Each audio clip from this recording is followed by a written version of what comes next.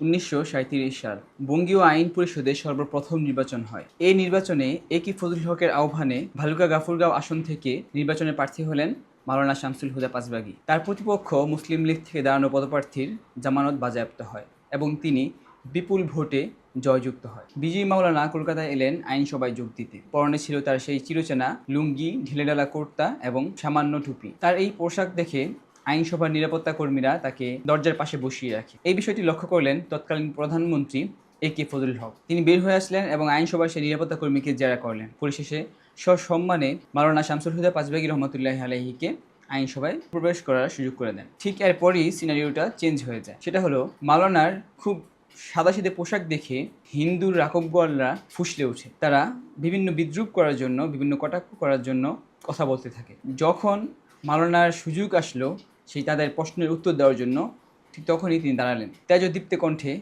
বললেন, আমি পূর্ব বাংলার কৃষকদের প্রতিনিধি।